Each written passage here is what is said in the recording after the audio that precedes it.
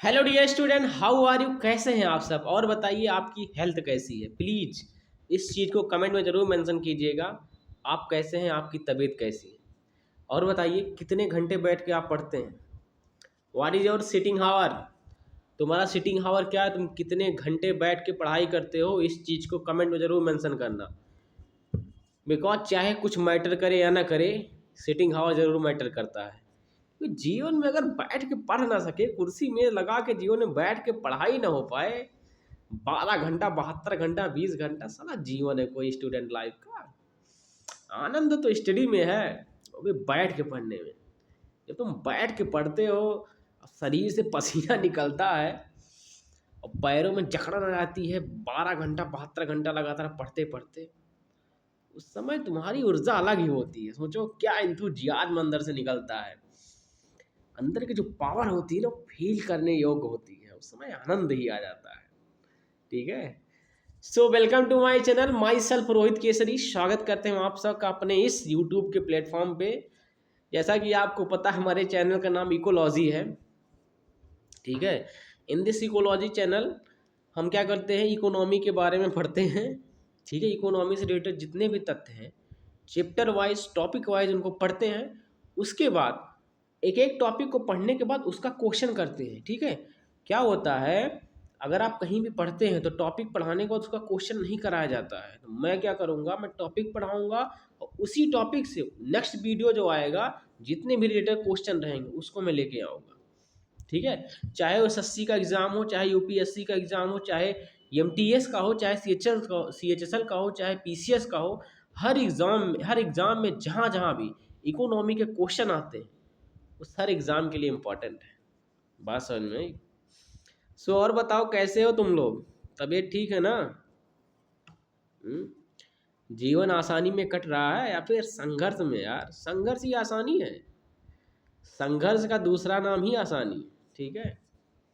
Today's topic consolidation of banks, बैंकों का consolidation. ठीक है। कंसोलिडेशन मतलब क्या हुआ, एक बार जब तुम किसी चीज़ को विजय कर लेते हो, किसी चीज़ को जीत जाते हो, जीतने के बाद उसका सुख भोगना, this is called a consolidation of bank. Sorry, bank नहीं, this is a consolidation process. ठीक है। उसी को बोलते हैं कंसोलिडेशन। जैसे कि अंग्रेजों ने मान लो बंगाल को जीता, अब बंगाल को जीतने के बाद उन्होंने कंसोलिडेट किया, उसको खाया पचाया, हजम किया, उसके बाद फिर आगे बढ़े। समझ में आया? तो this is the process of consolidation. उसी से रिलेट करके हम पढ़ेंगे कंसोलिडेशन ऑफ बैंक्स। ठीक है। इस बेहतरीन सेशन को स्टार्ट करते हैं एक बेहतरीन थॉट के साथ। थॉट क्या है, उतार चढ़ाव तो आते रहते हैं, ध्यान से सुनना। उतार चढ़ाव तो आते रहते हैं, मसला ये है कि तुम संभलते कितनी बार हो। सुनना, उतार चढ़ाव तो आते रहते हैं जीवन में, लेकिन मसला ये है तुम संभलते कितनी बार हो। भाई रोहित केसरी सर अभी ताज़ा ताज़ा बना है, समझ में आया? तो मसला यही करता है, तुम जीवन में कितनी बार उठ के खड़े हो जाते हो, यही मैटर करता है। हाँ, इस संसार में कितना भी बड़ा विजेता पर्सन हो, वो हारता जरूर है, हारता जरूर है, लेकिन वो विजेता तभी होता है, वो हारने के बाद उठ के खड़ा होता है और कहता सर फिर से खेलेंगे। ठीक है। वो फिर से खेलता है। तो यही खासियत है उस विनर में और लूजर में। बात समझ में आई? अन्यथा लूजर कोई होता नहीं है, लेकिन जो हारने के बाद खड़ा हो जाता है वही जीतता है, वही इतिहास रचता है। आज मैं जिस दिन ये वीडियो बना रहा हूँ, उस दिन एक महान व्यक्तित्व का निधन हो गया है, माननीय श्री दा रतन टाटा। एक महान व्यक्तित्व का आदमी, जिसने अपने जीवन में इतने कर्म कर दिए, इतने काम किए, इतने लक्ष्यों को अचीव किया कि हमें नहीं लगता इस धरा पे उसके जैसा कोई इंसान पैदा हुआ होगा। क्या व्यक्ति था, क्या व्यक्तित्व था उसका, एक अद्भुत शैली, एक अद्भुत प्राणी। अगर वो भगवान नहीं था बिजनेस की दुनिया में, तो भगवान से कम भी नहीं था।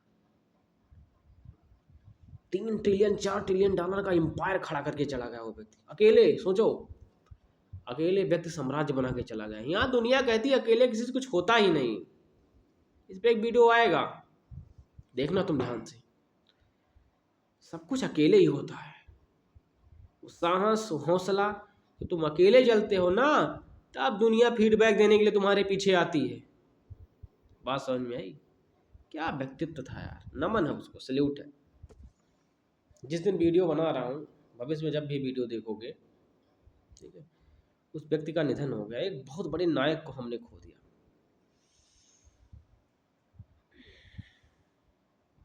दुख होता उसके लिए। मैं कुछ देर के लिए आंखों को बंद करना चाहूंगा उस व्यक्ति के लिए।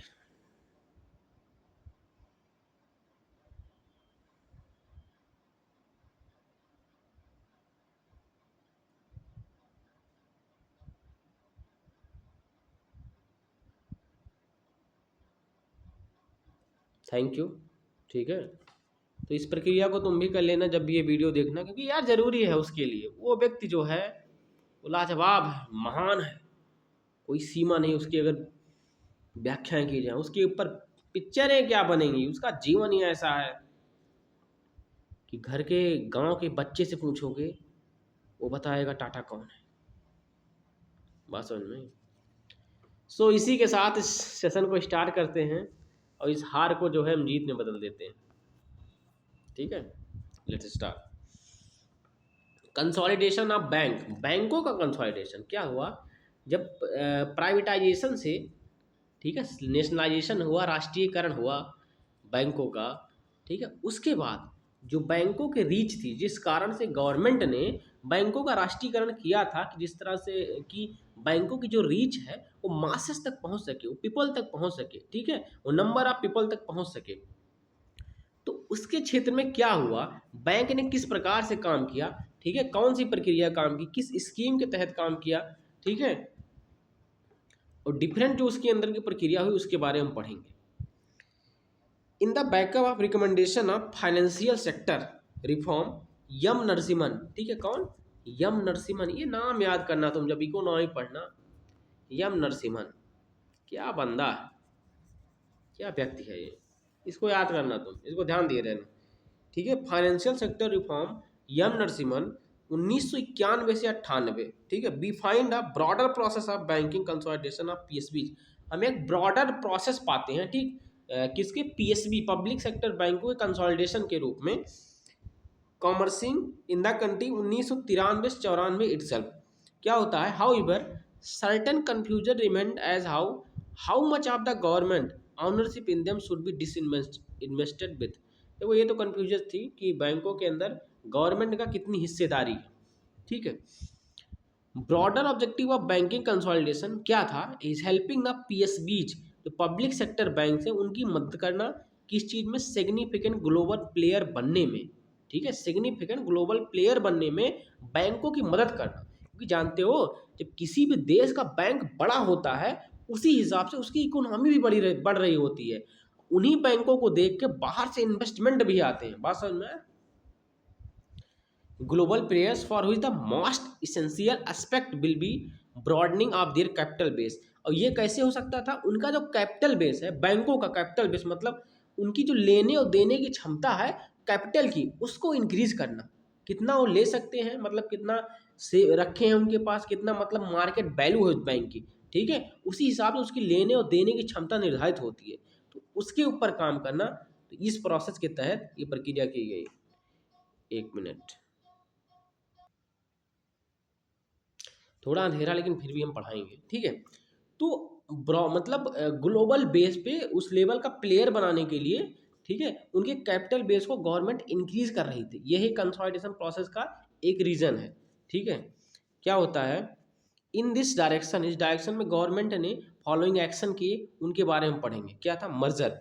मर्जर का मतलब क्या हुआ, it is aimed at creating bigger and stronger bank. इसका मतलब सीधी बात मर्जर से निकल रहा है कि कई बैंकों को आपस में एक में मिला के उनकी यूनिट बड़ी कर दी गई, जिससे उनकी मार्केट वैल्यू बढ़ गई। अब उनका साइज बड़ा हो गया, वो जो प्रक्रियाएं करेंगे वो भी बड़ी हो गई। ठीक है, लोन बढ़ा देंगे, ठीक है, प्रक्रिया करेंगे, अधिक अमाउंट में सेविंग रखेंगे अपने पास। ठीक है, आरबीआई का जो है काम अधिक अमाउंट में करेंगे, स्कीम को बेहतरीन तरीके से इंप्लीमेंट कर पाएंगे, बेहतरीन स्टार्टअप को पैसा फंड करेंगे, कारपोरेट को फंड पैसा करेंगे, जिससे क्या होगा, विकास होगा, इंडस्ट्रियलाइजेशन डेवलपमेंट होगा। अब उनके थ्रू इन्वेस्टमेंट भी अधिक मोड में हो पाएगी। बात समझ रहे हो ना? आगे बढ़ते हैं। It is aimed creating bigger stronger bank besides reducing operational cost and broadening capital base of the bank. देखो इसमें जो कहा गया है कि बैंकों का साइज बड़ा किया गया, रिड्यूसिंग ऑपरेशनल कॉस्ट, उनका जो ऑपरेशनल कॉस्ट था, मतलब कि जब कई बैंक थे तो आरबीआई को मतलब कई जगह दिमाग लगाना पड़ता था, कई जगह अपनी वैल्यू खर्च करनी पड़ती थी, कई जगह पोटेंशियल खर्च करना पड़ता था उनको मैनेज करने के लिए। बट क्या हुआ, जब यूनिट एक कर दी गई, यूनिट एक करने के कारण अब जो है ऑपरेशनल कॉस्ट जो था वो कम हो गया। ठीक है, कंसोलिडेशन बैंक के अंदर ये भी प्रोसेस है, इसको तुम ध्यान में रखना। कंसोलिडेशन बैंक का जब बारे में पढ़ना लिखना किसी को समझाना, तो उस प्रक्रिया के कारण ये भी है कि ऑपरेशनल कॉस्ट कम करने के कारण बैंकों को मर्जर किया गया। ठीक है, mainly starting with the merger of associate SBI. कई तो स्टार्ट हुए ना, कई तो स्टार्ट मतलब क्या, एसबीआई की प्रक्रिया से हमने स्टार्ट किया मर्जर करना। ठीक है, all 7 such bank merge into the one of 17-18। ठीक है, 17-18 में 7 बैंक मिल गए, मर्ज हो गए। Biggest such exercise was effected in अगस्त सन 2019 में, जब 10 public sector bank merger into their into 4। 10 public sector सन 2019 में 4 में मर्ज हो गए। ठीक है, there came down to 12। As per union budget सन 2021-22 के अनुसार other 2 to 3 to be merged. ठीक है, वो तो छोड़ो, 21-22 में 2 या 3 बैंक जो कि मर्ज हुए। ठीक है, तो आपको समझ में आया मर्जर का प्रोसेस कंसोलिडेशन बैंक में। ये मर्जर इसीलिए जरूरी था, इससे यूनिट बड़ी हो जाए, यूनिट बड़ी होगी तो बेस बड़ा हो जाएगा, वैल्यू बड़ी हो जाएगी, बाहर और अंदर का दोनों इन्वेस्टमेंट का जो प्रोसेस है ना वो बड़ा हो जाएगा। समझ में आया? आगे पढ़ते हैं डिस इन्वेस्टमेंट। इसमें क्या था, डिस इन्वेस्टमेंट मतलब क्या हुआ, मतलब क्या हुआ, मतलब उनको पहले तो गवर्नमेंट ने इन्वेस्ट किया फिर डिस इन्वेस्टमेंट कर दिया, मतलब क्या हुआ, बेचना, सीधी बात में। Both of the route of disinvestment are to be followed in case of the bank. ठीक है, बैंकों में टेक्नोलॉजी के क्षेत्र में सब जगह ये रूट जो कि फॉलो किए जा रहे थे। Minority stake sale and strategic, मतलब क्या था, बैंकों के अंदर जो माइनॉरिटी स्टेक था उसको सेल किया जा रहा था, किसमें, मार्केट में। क्यों सेल किया जा रहा था, पहले तो गवर्नमेंट ने बनाया, बनाने के बाद सेल करके उससे पैसा कमाया जा रहा था। व्हिच में also result into the privatisation, जिसको हम प्राइवेटाइजेशन कहते हैं। ठीक है, जब हम किसी भी सरकारी पीएसयूज को, पीएसबीज को, पब्लिक सेक्टर प्रक्रिया को, ठीक है, पब्लिक सेक्टर क्यों कहा जाता है, क्योंकि गवर्नमेंट की जितनी भी चीज़ है वो पब्लिक की चीज़ है। ठीक है, क्योंकि पब्लिक ने ही गवर्नमेंट को बनाया है, जब उसको बेचती है तो उस प्रक्रिया को डिसइन्वेस्टमेंट प्रोसेस कहते हैं। बात समझ में आया? उसी को बोलते हैं प्राइवेटाइजेशन। वो शेयर मार्केट में उतारती है, उसके आईपीओ को लॉन्च करती है। ठीक है, बड़े बड़े लोग उसको खरीदते हैं, बड़े बड़े प्राइवेट प्लेयर उसको खरीदते हैं। ठीक है, उसकी हिस्सेदारी को खरीदते हैं, जिसके कारण से क्या हुआ, अब वो प्राइवेट तरीके से मैनेज होने लगती है। बात समझ में आई? आगे बढ़ते हैं। ठीक है, aimed at infusing fresh capital, fresh capital निकालने के लिए मार्केट से, इसीलिए मैनेजरियल प्रोफेशनलिज्म, मतलब क्या हुआ, उसको एक प्रोफेशनल तरीके से मैनेज किया जाना चाहिए था, इसलिए उसको बेचा गया। The government has clearly announce in the union budget 21-22। ठीक है, मतलब 21-22 में अनाउंस किया गया to privatize all non strategic public sector enterprise, जितने भी non strategic public sector enterprises हैं उन सभी को प्राइवेटाइज किया जाएगा। 21-22 में गवर्नमेंट ने अनाउंस किया। ठीक है, विच मीन्स, उसका मतलब क्या था, उसके अंदर जो है पीएसबीज भी इंक्लूड थे, पब्लिक सेक्टर बैंक भी इंक्लूड थे। ठीक है, प्राइवेटाइजेशन के फॉर्म में, जैसा कि अभी तुम देख रहे होगे कई प्रकार के बैंक प्राइवेटाइज हो गए ना, तो तुम्हें क्या समझना, तुम्हें प्राइवेटाइज प्रक्रिया को समझना यहाँ पे। While maintaining ownership control in the strategic ones limited to only 4 in the number, मतलब क्या हुआ, अधिक से अधिक कंट्रोल गवर्नमेंट करे, कुछ हिस्सा बेच डालो मार्केट में। ठीक है, फ्रेश कैपिटल जनरेट करने के लिए। Which will also include few of the PSBs besides some other financial institution for more on strategic PSEs, see the topic on disinvestment. ठीक है, ठीक है, तो गवर्नमेंट ने प्राइवेटाइज करना चालू किया। देखो, गवर्नमेंट अगर कोई भी फर्म आज के समय लगा रही है, आज के समय इसको खड़ा कर रही है, ठीक है, आईओसीएल हो गया, ठीक है, और कोई अदर फर्म हुआ, बीपीसीएल हो गया, ठीक है, ये सब जो ये फर्म है, पीएसयू जो है लगे हुए हैं, कोचिन शिपयार्ड हुआ, मझगांव डॉक शिपयार्ड हो गया, तो इन सबको गवर्नमेंट बना ही इसीलिए रही है लॉन्ग टर्म पर्पज को देखते हुए कि एक दिन इनको बेच के इनसे बेहतरीन पैसा कमाएंगे, या फिर ये जो प्रोडक्शन कर रही हैं अधिक से अधिक फॉर्म में, उससे पैसा निकाला जाएगा। अगर उस प्रकार से प्रोडक्शन नहीं कर पा रही है, बाहर की जो कंपनियां उससे कम्पीट नहीं कर पा रही हैं, तब इनको बेचा जाता है, इनको प्राइवेट फॉर्म में दिया जाता है, क्योंकि जानते हो सीधा, अब सीधा मुद्दा पाते हैं। बात यह है करप्शन ज़्यादा है इंडिया में, भारत में करप्शन ज़्यादा है, तो करप्शन से बचने के लिए गवर्नमेंट का इसको प्राइवेट को थमाओ, क्योंकि प्राइवेट का मैनेजमेंट सिस्टम बहुत बेहतरीन है और गवर्नमेंट का मैनेजमेंट सिस्टम सबसे ख़राब है। क्योंकि वहाँ एक फॉर्म जमा करने के लिए जाओगे, कलर वाला इसे रोप दिखाए जैसे लग रहा है वो डीएम जिलेक बन के बैठा है, ठीक है, इतनी लंबी लंबी लाइन लगा देंगे और अंदर बैठ सब चाय समोसा खा रहे हैं। तो इस प्रक्रिया से गवर्नमेंट बचने के लिए, अब देखो अगर फॉर्म जमा करने में डिले हो रहा है, जो प्रक्रिया आदमियों को करनी है, मतलब हर इंसान की अलग अलग प्रक्रिया है, उस प्रक्रिया से कंट्री की जीडीपी को फायदा होने वाला है, वो प्रॉफिट नहीं हो पा रहा है। देखो करप्शन जिम्मेदार है ना, अगर तुम मान लो तुम लोन लेने जा रहे हो, ठीक है, तुम्हें कोई बिजनेस करना है और बैंक में करप्शन इतना अधिक है, तुम वहाँ पे लोन नहीं पा रहे हो। जब तुम लोन नहीं पा रहे हो तो पैसा तुम्हारे पास आ नहीं रहा, तुम उस पैसे को बिजनेस में लगा नहीं पा रहे हो। जब बिजनेस में पैसा लगा नहीं पा रहे हो, जिसके कारण से क्या है, तुम ग्रोथ नहीं कर पा रहे हो, तुम मनी नहीं जनरेट कर पा रहे हो, ठीक है। और हो सकता था तुम्हारा भविष्य में बिजनेस इस लेवल का हो जाता, तुम बाहर से पैसा अपने अंदर लाने लगते, अपनी कंट्री में लेके आने लगते, ठीक है। अब इससे क्या हुआ, कंट्री की जीडीपी को फायदा नहीं हो रहा है। सोचो एक करप्शन जिम्मेदार है तुम्हारे कंट्री की जीडीपी को बर्बाद करने में, किस प्रकार जिम्मेदार है ये मैंने तुमको समझा दिया। बात समझ में आया? तो ये प्रक्रिया होती है, तो इसलिए गवर्नमेंट प्राइवेटाइज करती है, ठीक है, ये प्रक्रिया है। लेकिन कंट्रोल जो है गवर्नमेंट का ही रहता है। इसीलिए आज के समय जो प्राइवेटाइजेशन है ना, वो सही है, लॉजिक यही है ना, प्राइवेटाइजेशन इसीलिए सही है क्योंकि वहाँ पे स्ट्रिक्टनेस है, डिसिप्लिन है, मेंटेनेंस है, ठीक है। और जिसके जीवन में डिसिप्लिन है, डिसिप्लिन जिसके जीवन में है वो कामयाब तो है, इतना मुझे पता है। मेरे हिसाब से डिसिप्लिन अगर है ना, तुम पर डे मतलब टाइम तुमने सेट किया, पर डे तुम उतना पढ़ रहे हो ना, कोई भी प्रक्रिया एक कर रहे हो, तुम यूट्यूब का वीडियो बना रहे हो, कोई भी प्रक्रिया तुम कर रहे हो अपने जीवन में, किसी बिजनेस में इन्वेस्ट कर रहे हो, शेयर मार्केट में इन्वेस्ट कर रहे हो, मैं गारंटी के साथ कह रहा हूँ, अगर तुम्हारा गोल बड़ा है उस प्रक्रिया को लेके जिसमें तुम कर रहे हो इन्वेस्ट, आने वाले 5 छोड़ो 3 या 4 सालों में तुम्हारे पास 1 करोड़ रुपये से कम नहीं होगा, मैं गारंटी के साथ कह रहा हूँ। अगर तुम केवल इसी प्रक्रिया को फॉलो कर रहे, आने वाले 3-4 साल में यू आर क्या हुआ, तो क्या बोलते हैं उसको, करोड़पति, तुम करोड़पति बन जाओगे, तो तुम करोड़पति होगे तब उस समय तक। जिस समय तुम्हारे दोस्त क्या बोलते हैं हजारों में खेल रहे होंगे, लाखों में, तुम उस समय करोड़ों में खेल रहे होगे। ये होता है डिसिप्लिन का फायदा। बात समझ में आया? तो इसलिए हर कहीं इन्वेस्ट करना पैसा ना, डिसिप्लिन में इन्वेस्ट करो, मजा आ जाता जीवन में। बात समझ में आया?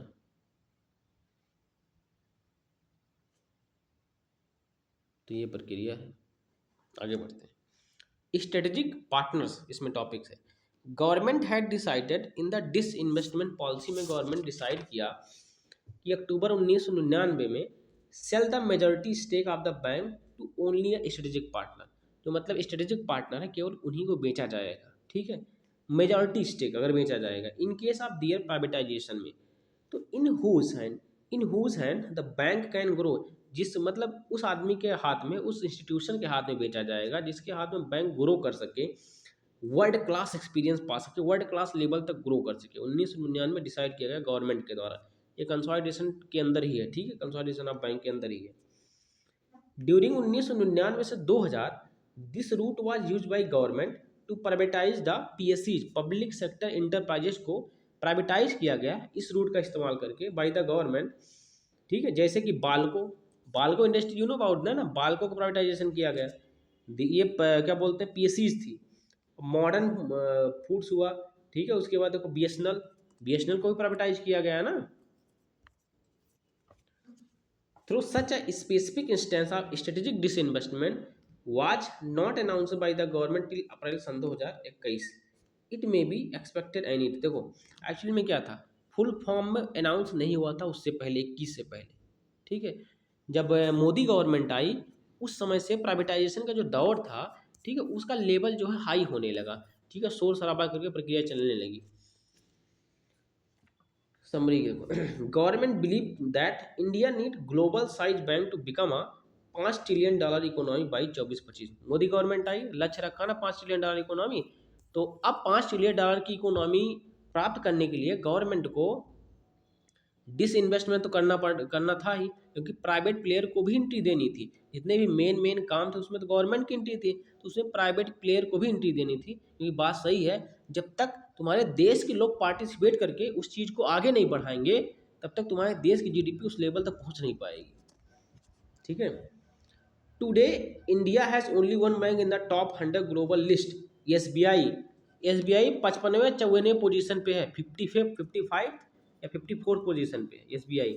ठीक है, सोचो सिंगापुर जैसे देश, उनके 2-3 बैंक जो है क्या बोलते हैं, छोटे छोटे सिंगापुर कंट्री हैं, 2-3 बैंक उनके टॉप क्या बोलते हैं लिस्ट में आते हैं। जापान के बैंक टॉप लिस्ट में आते हैं, चाइना के बैंक टॉप लिस्ट में आते हैं, हम 55 नंबर पे। सोचो, बेहतरीन बैंकों की लिस्ट। ये हमारी कमी है, हमें इसको सुधारना चाहिए। इसीलिए प्राइवेट प्लेयर को और पहले एंट्री दे देनी चाहिए थी। यही थोड़ा क्या बोलते हैं, गवर्नमेंट ने गड़बड़ काम किया ना, प्राइवेटाइजेशन को एंट्री देना था। क्योंकि प्राइवेटाइजेशन क्या करता है, लोगों के टैलेंट को बाहर निकालता है। बात समझ रहे हो ना, लोगों के टैलेंट को बाहर निकालने का काम करता है प्राइवेटाइजेशन। तो ये पर स्टार्टअप कल्चर जो चालू होता है किसी भी देश में, तो स्टार्टअप कल्चर नए नए आविष्कारों को जन्म देता है। अमेरिका देख रहे हो, अमेरिका में स्टार्टअप कल्चर चला ना, हमसे 10 साल पहले चल गया था वहाँ startup culture. Facebook, Google, Gmail सब क्यों बूम पे थे वहाँ पे, तो this is the logic behind that, क्योंकि वहाँ प्राइवेटाइजेशन बूम पे था। समझ में आया? आगे बढ़ते हैं। अब इस समय हमारे यहाँ स्टार्टअप कल्चर बूम पे है, यूनिकॉर्न पे यूनिकॉर्न निकल रहे हैं। ठीक है। As per the chief economic adviser K V Subramanian, याद कर लो इस नाम को, ये इंपॉर्टेंट नाम है, के बी सुब्रमण्यम। ये आ सकता है वनडे एग्जाम में। के बी सुब्रमण्यम ये इकोनॉमिक एडवाइजर थे। ठीक है।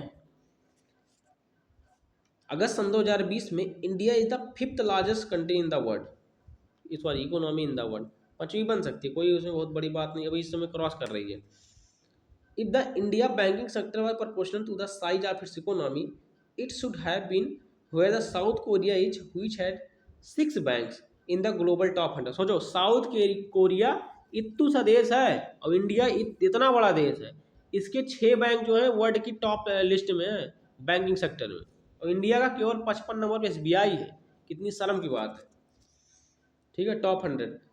And he further added that even countries that are a fraction of India's size, for example, Finland, Denmark, Belgium, इनका लेवल अलग है, Austria, Norway, have at least one bank in the global top 100. Sweden and the Singapore, which are the 1/6 and the 1/8 size of the Indian economy, respectively, have 3 bank in the list. So जो I have only SBI, लेकिन उनका 3-3, 4-4, 6-6 bank है। तो ये दुख भरी घटना थी। खैर कोई बात नहीं, इसको सुधारेंगे हम लोग मिलके, बैंकों के साइज को बेहतरीन करेंगे। ठीक है। आई होप आपको मजा आएगा इस कोऑपरेटिव कंसोलिडेशन ऑफ बैंक को। देखो, अब कंसोलिडेशन ऑफ बैंक हमने पढ़ा। ठीक है। अब इससे रिलेटेड जितने भी क्वेश्चन में बनते हैं, उसको अगले वीडियो में मैं एक बेहतरीन क्वेश्चन, मतलब चाहे वनडे एग्जाम से रिलेटेड हुआ, चाहे पीसीएस या पीएस क्या बोलते हैं आईएएस से रिलेटेड, ठीक है, इकोनॉमी से रिलेटेड, उन सबको मैं लेके आऊँगा। ठीक है। यही पढ़ने का तरीका है, एक बार टॉपिक पढ़ो, तुम टॉपिक से रिलेटेड क्वेश्चन पढ़ो। ऐसा कोई पढ़ा वढ़ा नहीं रहा है, टॉपिक पढ़ाऊंगा, टॉपिक से रिलेटेड क्वेश्चन कराऊंगा, बस सब कुछ तैयार, तुम्हें कहीं जाने की जरूरत नहीं है। ठीक है। तो आज की पढ़ाई यहीं ख़त्म होती है। और बताओ तुम्हारी मेंटल हेल्थ कैसी है? How is your mental sickness या हेल्थ? सिकनेस तो नहीं कह सकते कि तुम बीमार नहीं हो, तुम स्वस्थ हो। कमेंट करना कोई भी दिक्कत होगी, मेंटल हेल्थ प्रॉब्लम, मैं इसको सॉल्व करने के लिए तैयार बैठा हूँ। क्योंकि मैंने कई चीज़ों को समझा हुआ है ना बालक, मैंने ध्यान को समझा हुआ है। ठीक है। खुश कैसे रहा जाए उसको समझा हुआ है कि दिन पर दिन खुशी बढ़ती जानी चाहिए, बढ़ती जानी चाहिए, खुशी रुकनी नहीं जानी चाहिए। आज तुम 10% खुश हो तो कल तुम्हें 20% खुश होना ही चाहिए। तुम आज से लड़ो, तुम आज से लड़ो, कल के बारे में मत सोचो, आज से लड़ो। टुडेज, आज को तुम बेहतर बनाओ। आज जो मतलब बैठे तुम, ठीक है, वीडियो देखने के बाद, उसके बाद जितना भी टाइम है तुम्हारे पास, कहीं भी तुम्हें जाना हो, उसके बाद खेत में जाना हो, टहलने जाना हो, गर्लफ्रेंड के साथ जाना हो, बॉयफ्रेंड के साथ जाना हो, चाहे जहाँ जाना हो, लेकिन जितना भी टाइम हो तुम्हारे पास उसको बेहतरीन शॉट में दो और बेहतरीन पढ़ाई करो, बस उतना बेहतरीन तुम बनाओ और सब छोड़ दो, सारी चिंता छोड़ दो, मुक्त हो जाओ। भगवान ने तुम्हें भेजा है धरती पे, तुम्हारे लिए भी कुछ सोचा होगा ना यार, बताओ। यहाँ कोई नहीं भूखा सोता है, भगवान ने सबके लिए सोच के भेजा है। मरना होगा तो इंसान मर ही जाएगा ना। भगवान ने तुम्हें भेजा है तो धरती पे तुम्हारे लिए सोचा जरूर है। और क्या सोचा तुम्हारे लिए, तुम्हारी सोच डिसाइड करती होगी। तुम जिस लेवल का सोचते होगे ना, तो समझ जाना भगवान ने तुम्हारे लिए उसी बारे में सोचा है, उसी लेवल के लिए सोचा है। अगर तुम $2 ट्रिलियन 3 ट्रिलियन के बारे में सोचते हो, 400 बिलियन डॉलर, 200 बिलियन डॉलर के बारे में सोचते हो, समझ जाना भगवान ने तुम्हें तुम्हारे लिए उसी लेवल तक का सोचा है। ठीक है। सो ये थी मेरी क्लास। और बताओ कैसे हो। ठीक है, ध्यान करो यार, योग करो, ताकत इकट्ठा करो, यही जीवन का सार और रहस्य है। ठीक है, मिलते हैं अगली क्लास में। तब तक के लिए जय हिंद, जय भारत। हमारे आदरणीय और दा रतन टाटा जी को सल्यूट है। क्या एम्पायर खड़ा किया उन्होंने, उन्हीं की तरह बनने की कोशिश करना सर जीवन में, बस। ठीक है, तो बस आज की कहानी यहीं तक थी। Thank you for watching my video. Share कर देना अगर पसंद आया हो वीडियो, सब्सक्राइब लाइक इच्छा हो तो करो, नहीं तो कोई दिक्कत नहीं है। तो उतना आ रहा अपने पास मज़ा तो पढ़ाने में आता है। ठीक है, चलते हैं। स्वस्थ रहो, मस्त रहो, ताकतवर बनो और सदा मुस्कुराते रहो, क्योंकि यही जीवन का सार है और रास भी है, क्या बोलते हैं, रहस्य भी है।